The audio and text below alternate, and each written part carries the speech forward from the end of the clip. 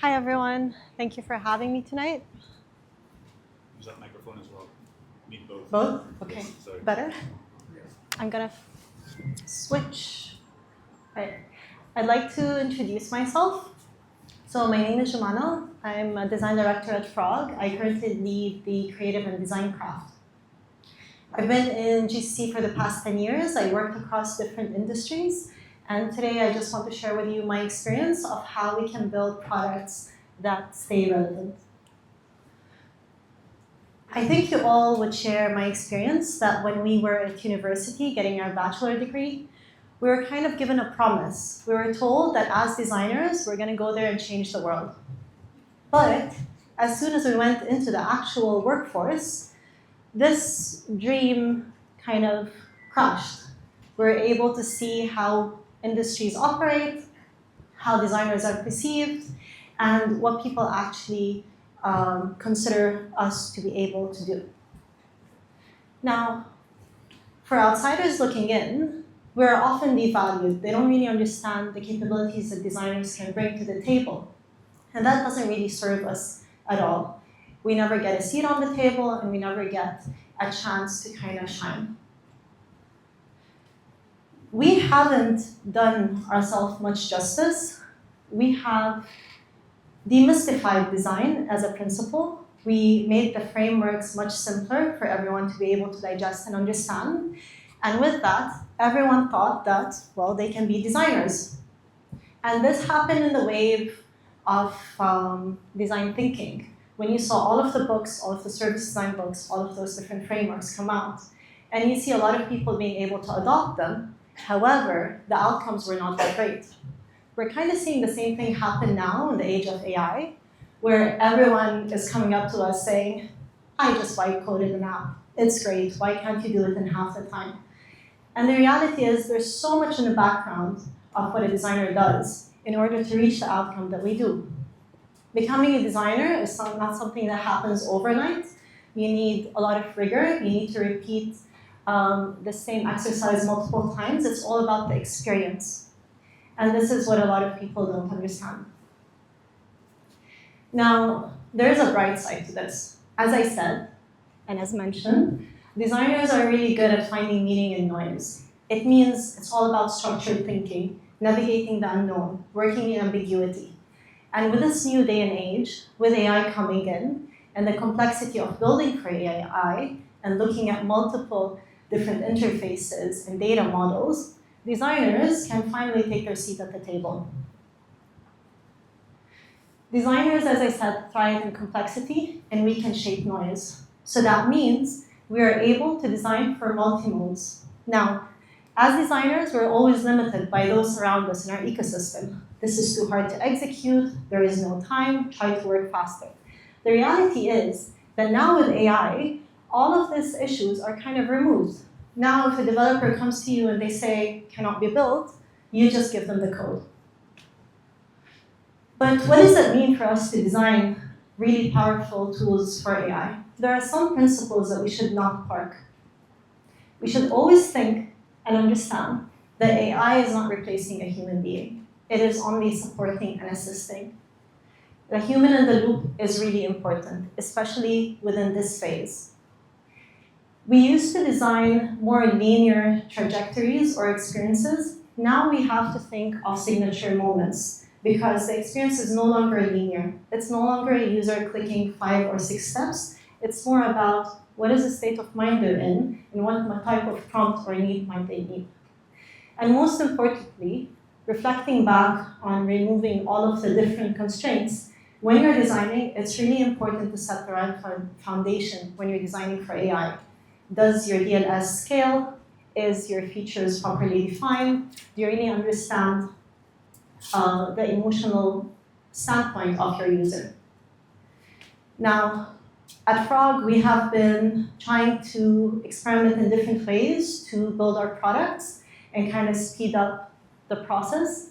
And also within the market, I think the clients are becoming more and more demanding. And as we all know in this region, you don't always get enough time to do research. So we're still following, of course, the traditional double diamond method, but with a twist. We're making sure that AI is supporting us along the way, and we're also very comfortable in working in ambiguity. So what does that mean? It means it's more than okay for you to start with assumptions if you can understand what problem you're solving, or at least what the intention of the product is. Clients come to us sometimes not with a problem, with an idea or a piece of technology, and we need to take that and make sense of it. Most of the time, as we said, designers are excellent thinkers, but most of the time, clients need hand-holding to structure their thinking. So that is why the faster we can go and have a visual or a presentation of the product, this is where we can use it to unlock requirements, unlock the ask, and also get the research done. So throughout the life cycle, don't shy away from using synthetic data. Make sure that AI is your assistant. You can sit and chat for hours just to kind of get a better, more mature idea. We all saw the amazing outcomes that AI is bringing in terms of concepts and visuals, and of course, rapid prototyping. And most importantly, the code. So you can now vibe code anything, present it really fast from day 2 in the engagement, get the feedback, and keep repeating the cycle till you get it right. Now, there's other things that we need to consider when we're shaping products.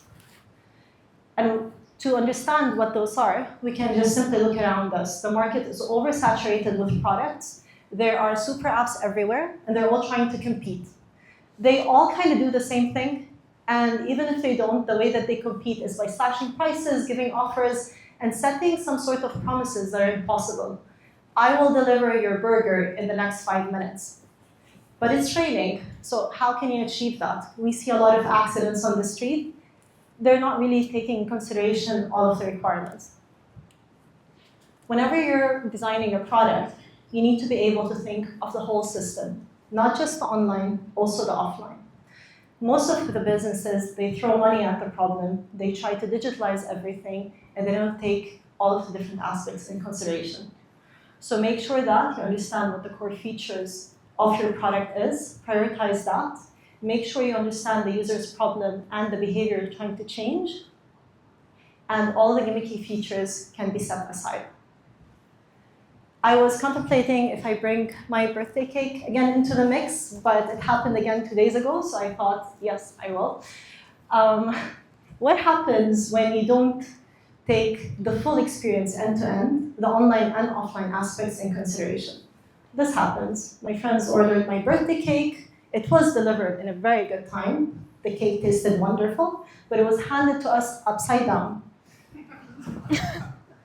This was my feeling turning 1 year older, same as the way the cake looked.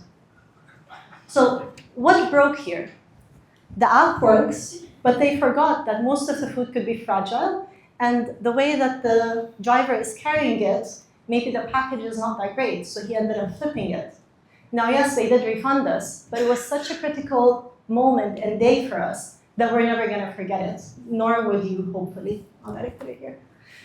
So for you to tell me that accidents happen, it's true. But in the world of design, this is what we call edge cases. It's our responsibility to think of all of the scenarios and design accordingly. I'll give a couple of other examples just to highlight core functionalities. If I'm ordering food, the core functionality is allow me to view my food, pay for it to arrive. So view food, track food, pay for food.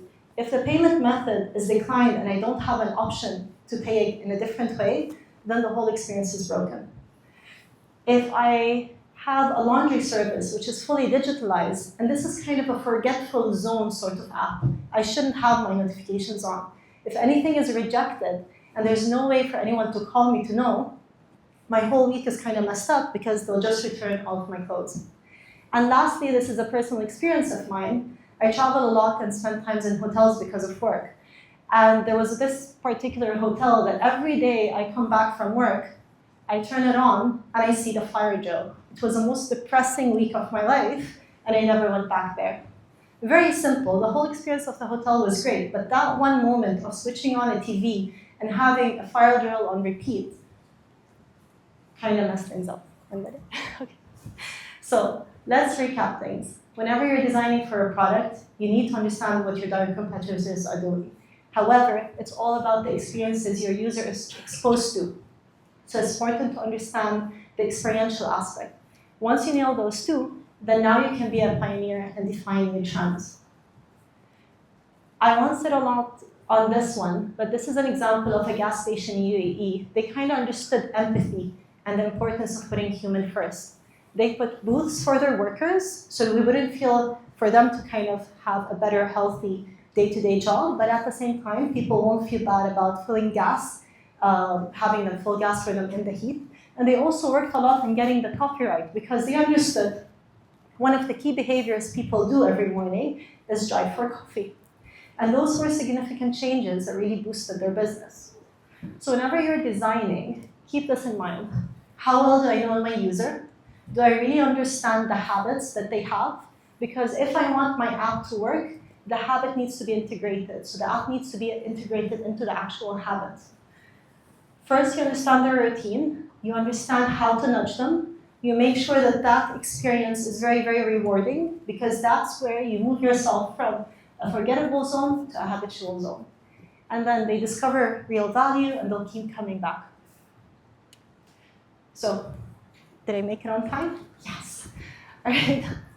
I hope this was helpful. With this new age of AI, empathy is key, because AI is humanizing the whole experience, and now the experience is much more fragile when we look at it.